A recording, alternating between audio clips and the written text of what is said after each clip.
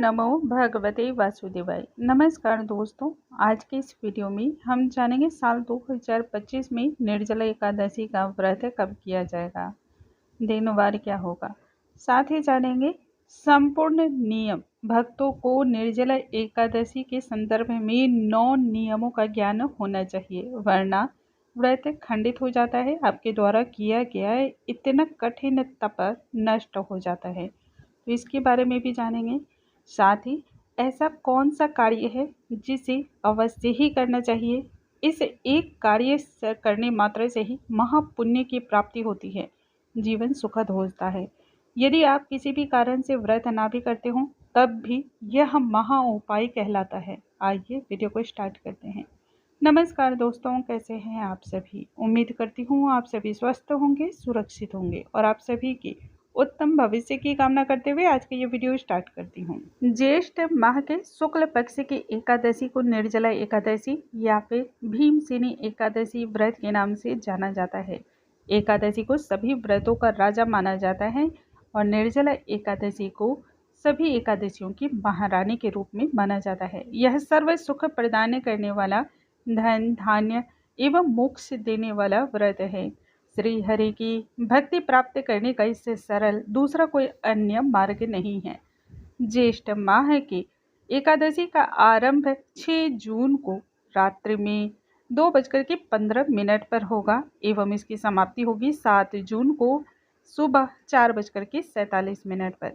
उदया तिथि के अनुसार जितने भी गृहस्थ जीवन को जीने वाले भक्तगण हैं वह व्रत 6 जून का रखेंगे। दिन शुक्रवार होगा। साधु संत, विधवा स्त्री या फिर मोक्ष प्राप्ति की कामना रखने वाले सभी भक्तों को व्रत 7 जून को रखनी चाहिए।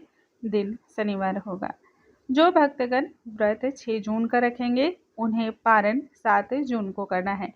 7 जून को पारण का जो शुभ समय है वह है दोपहर को 1:44 से लेकर 4:31 तक। जो भक्तगण 7 जून को व्रत रखेंगे वह व्रत का पारण 8 जून को करेंगे। समय होगा सुबह 5:23 से लेकर के 7:17 तक का। निर्जला एकादशी का व्रत 3 दिनों का व्रत कहलाता है, अर्थात कि 3 दिनों का इसमें नियम हमें पालन करना होता है।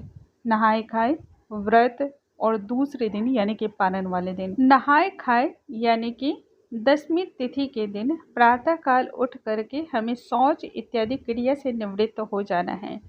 इस दिन हमें दातुन भी नहीं करने हैं। 3 दिनों तक लगातार हमें दातुन, ब्रश या पेस्ट का इस्तेमाल नहीं करना है। वृक्ष से जो पत्ते गिर जाते हैं पककर, उन्हीं पत्तों के द्वारा अपने दांतों की शुद्धि करनी है। यदि पके हुए पत्ते गिरे हुए आपको नहीं मिलते हैं तब ऐसे में जो भी पत्ते गिरे हुए मिल जाते हैं उनसे भी आप अपने दांतों की शुद्धि कर सकते हैं।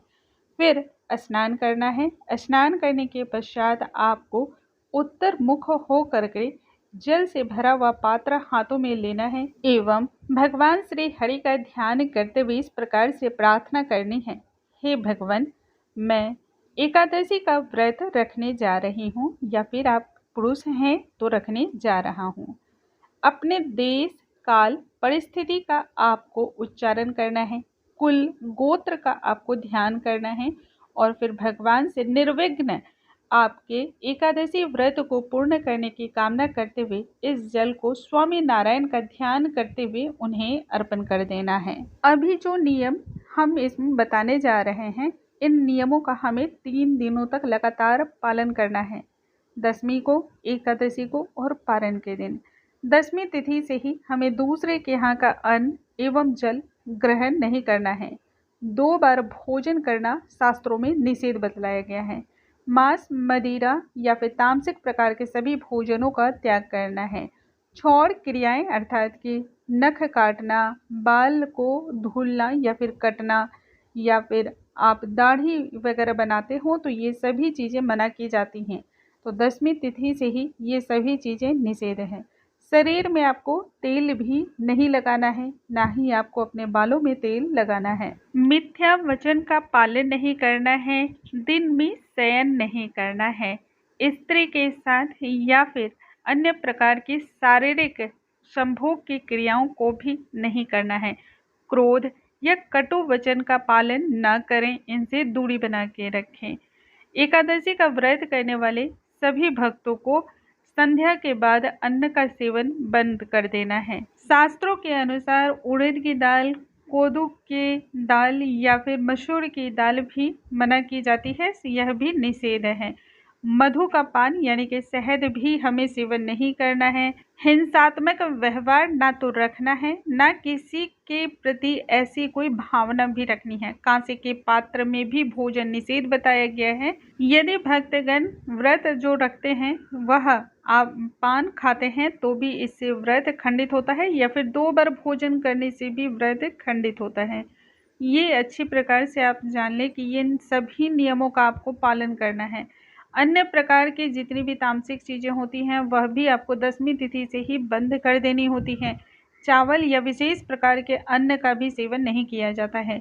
एकादशी का पूजा प्रार्थना करने के लिए जो तुलसी की पत्तियां होती हैं, मंजरी होती है, पुष्प वगैरह होते हैं, वो सभी एक दिन पूर्व ही तोड़कर रख लेने चाहिए, क्योंकि एकादशी और द्वादशी को किसी भी पौधे से पत्तियां या फिर फूल भी नहीं तोड़े जाते हैं। इनसे भी आप पर दोष का निर्माण होता है। भक्तगणों को तुलसी के पौधे में एकादशी एवं द्वादशी दोनों ही दिन जल नहीं अर्पण करने हैं। देखिए, अन्य जो एकादशियां होती हैं उसमें आप एकादशी के दिन तुलसी जी में जल अर्पण कर सकते हैं। सिर्फ इस बात का ध्यान रखना होता है कि तुलसी की पत्तियां हिलनी नहीं चाहिए। परंतु निर्जला एकादशी व्रत में तुलसी के पौधे में एकादशी और द्वादशी दोनों ही दिन जल अर्पण नहीं किए जाते हैं। अब ऐसे में आपके मन में यह भी प्रश्न होगा कि इतनी कठिन गर्मी है, इतनी भीषण गर्मी है, तो पौधे सूख जाएंगे।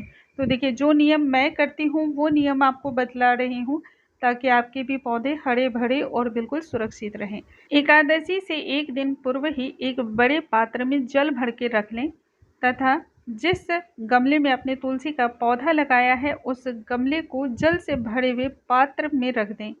जैसे जैसे गमले में तुलसी के पौधे को जल की आवश्यकता होगी वैसे वैसे वह स्वतः ही जल को खींचता चला जाएगा। इस प्रकार से आपको एकादशी और द्वादशी दोनों ही दिन जल अर्पण करने की आवश्यकता नहीं होगी और दोष का निर्माण नहीं होगा। लेकिन निर्जला एकादशी के संदर्भ में ऐसा कहते हैं कि माँ तुलसी भी भगवान श्री हरि को प्रसन्न करने हेतु निर्जला व्रत रखती हैं, इसलिए तुलसी जी में जल अर्पण नहीं किया जाता है। पारण में हमें सुबह नित्य क्रिया से निवृत्त हो जाना है और निवृत्त होने के पश्चात प्रतिदिन की जो दैनिक पूजा अर्चना आप करते हैं उन्हें अच्छी प्रकार से संपन्न कर लें। भगवान श्री हरि को भोग लगाएं। भोग में तुलसी का दल अवश्य ही रखें और पंचामृत भी आप रख सकते हैं। देखिए, निर्जला एकादशी का व्रत है तो जल और तुलसी का दल भी आप रख सकते हैं बिना जल के, क्योंकि यह व्रत उपवास किया जाता है तो जल अपने आप में ही बहुत मुख्य माना जाता है। परंतु मैं पंचामृत के साथ ही तुलसी का दल रखती हूँ। भगवान श्री हरि को उससे भोग लगाएं और फिर इसी से पारण किया जाता है। लेकिन पारण से पूर्व कुछ विशेष बातों को जान लें। व्रत के पूर्ण लाभ के लिए द्वादशी में पारण करना चाहिए। पारण से पूर्व यथासंभव योग्य ब्राह्मण को भोजन कराना चाहिए, जल का दान देना चाहिए। देखिए, जल से भरी हुई मटकी का दान करना चाहिए। जल से भरी हुई एक मटकी लें, उस पर आपको सफ़ेद वस्त्र या कोई भी लाल या पीला वस्त्र आपको उस पर डालकर ढक देना है। उसके ऊपर एक कोई भी जो भी मौसमी फल आपको मिल जाता है, जैसे कि अभी आम और खरबूजे बहुत ही आसानी से मिलते हैं, तो वह फल आप मटकी के ऊपर रख करके योग्य ब्राह्मण को दान कर दें। इस प्रकार से बहुत ही संक्षिप्त तरीके से आप अपने व्रत का पालन कर सकते हैं। योग्य ब्राह्मण को व्रत की पूर्णता के लिए आपको दक्षिणा अवश्य ही देनी है। बिना दक्षिणा के कोई भी व्रत पूर्णता को प्राप्त नहीं होता है। उम्मीद करती हूँ आज का ये वीडियो आपको बहुत पसंद आया होगा। यदि वीडियो पसंद आया हो तो लाइक करना बिल्कुल ना भूलें। अगले वीडियो में नई जानकारी के साथ हम फिर से मिलते हैं। तब तक के लिए नमस्कार दोस्तों। हरे कृष्णा, राधे राधे।